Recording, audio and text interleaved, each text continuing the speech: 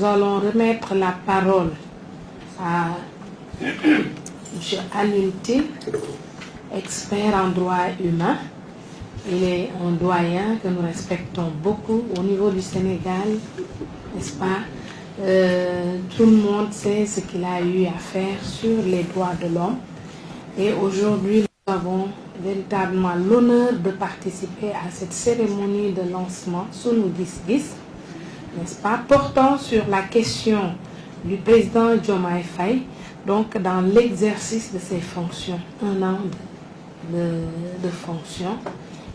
Nous allons faire un rapport synthétique pour pouvoir donner des recommandations, parce que c'est à ça que sert véritablement la population, c'est à ça que sert aussi le citoyen pour donner sa contribution active à l'évolution gouvernementale de nos institutions.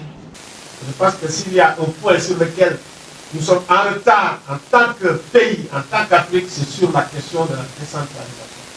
Et de mon point de vue, sans décentralisation, il n'y a pas de développement possible. Sans décentralisation, il n'y a pas de développement possible. Et il faut qu'on y travaille. La décentralisation, ce n'est pas seulement la déconcentration. Je pense que c'est absurde. C'est des Casamancés qui ont des routes totalement abîmées, doivent attendre l'initiative de l'État pour que ces routes, que toute la Casamance soit réparée. Ce n'est pas possible. Et c'est un scandale de voir les questions de mobilité auxquelles les populations de Casamance sont confrontées. Parce qu'il faut les réparer très vite. Parce que aussi c'est une question d'économie. Vous abîmez les voitures et vous abîmez la santé des gens. On ne fait pas attention, mais après vous n'aurez plus de rien. Et de mon point de vue, je ne pense pas qu'on puisse trouver une capitale régionale où les routes sont autant abîmées. Où on peut trouver une région où les routes sont autant abîmées. Et pourtant, cette région, elle est riche. Elle est riche de personnes ressources. Ici, il faut exploiter les personnes ressources. Elle est riche également de ressources naturelles de toutes sortes. Présenter Sunu Gis Gis, j'aurais dû commencer par là. Sunu Gis Gis est un espace vraiment que nous voulons vraiment présenter, mettre à la disposition des politiques. Une sorte de réflexion sur la politique. Réflexion pour les acteurs de la société civile. Réflexion pour les intellectuels. Moi, les intellectuels, ce n'est pas seulement les intellectuels formés, les intellectuels occidentaux. Hein. Je pense que les intellectuels qui sont formés dans d'autres disciplines, dans d'autres langues, sont aussi des intellectuels. Et aussi des intellectuels locaux. C'est un espace. Et nous sommes en train de travailler également à créer vraiment une chaîne YouTube. Ça va être pour élever le débat. Débat sur vraiment nos problèmes stratégiques. Sur le plan national, sur le plan régional, sur le plan international. Parce que tous ces problèmes-là sont liés aujourd'hui. Alors, vous êtes là, mais également vous pouvez être au courant de tout ce qui se passe. De participer à cette activité afin d'évaluer en tout cas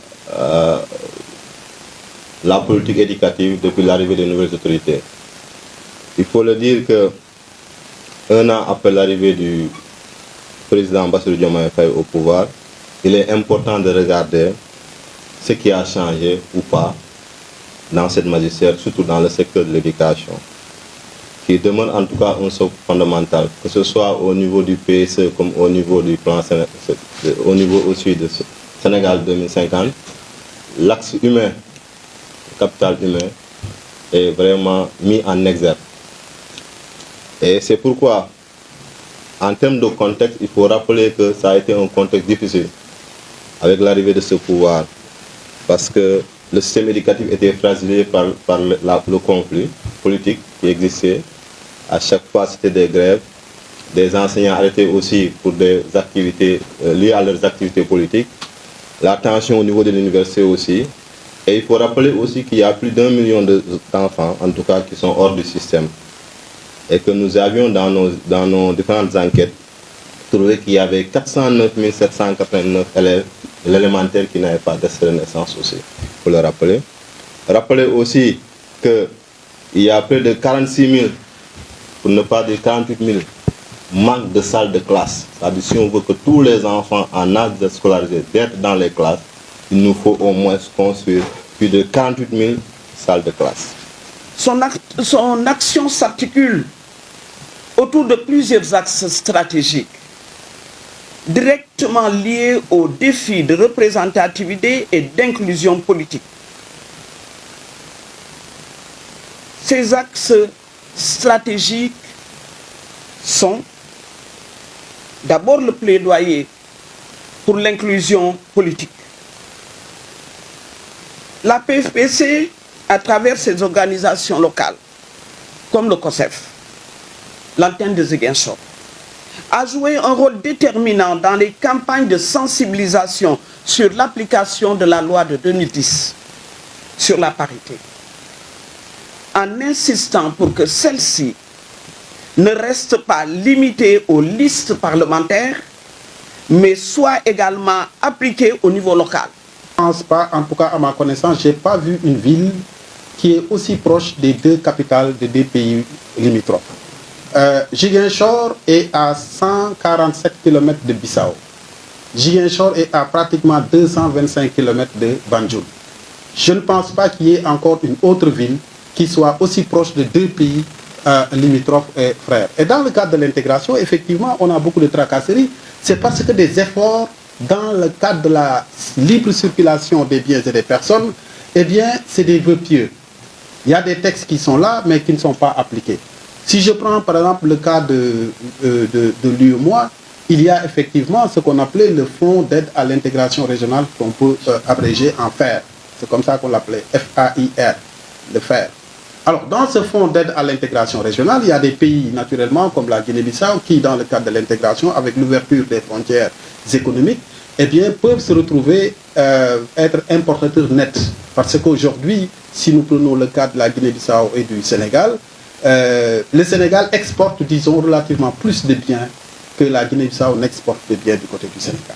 Et du coup, quand on fait en fait le solde des balances commerciales entre les deux pays, eh bien, la Guinée-Bissau peut se retrouver un peu comme étant un importateur net. Et donc, le fonds d'aide à l'intégration régionale devait apporter des formes de compensation pour aider en fait ces pays-là à pouvoir continuer ou à ouvrir ses frontières. Mais malheureusement, il n'y a pas en fait des contributions avec ces pays. Et du coup, sur le terrain, c'est les populations qui subissent encore des tracasseries qui devraient normalement être dépassées. La fiscalité qui est exercée sur la presse est insoutenable. Depuis l'avènement du nouveau gouvernement, l'aide à la presse qui était consacrée depuis des décennies, aujourd'hui est suspendue. Je ne veux pas dire annulée, mais suspendue. Et ça, c'est inexplicable.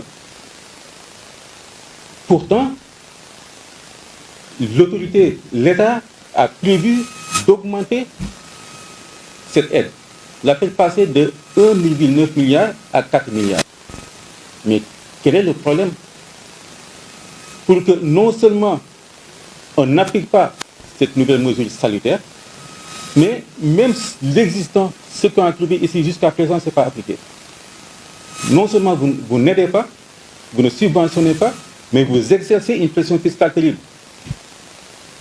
Il y a également le harcèlement que vit la presse de la part du gouvernement. Et cela a eu également une conséquence grave sur le comportement donc, de la presse. C'est pour cela que j'ai dit que les responsabilités sont multiples.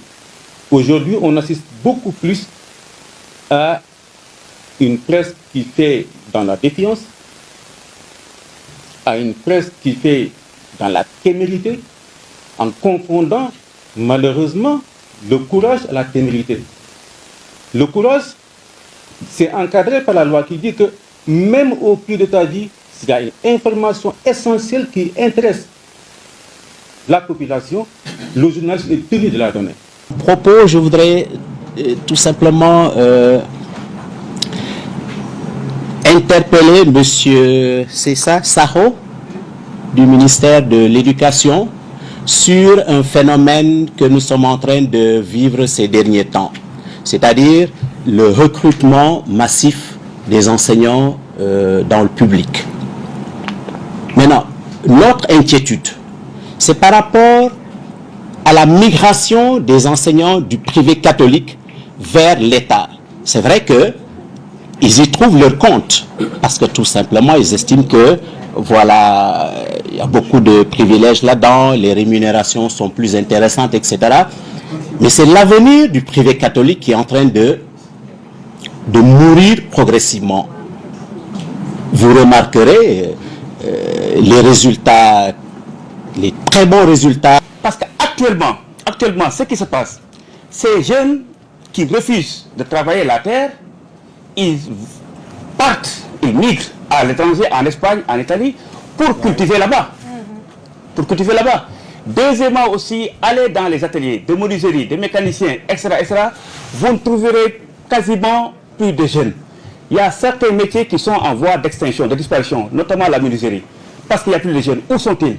Soit ils ont voyagé, soit ils ont décidé de travailler comme des motos Jakarta. Donc, le problème est extrêmement sérieux. Je crois qu'il faut que nous prenons ça en compte.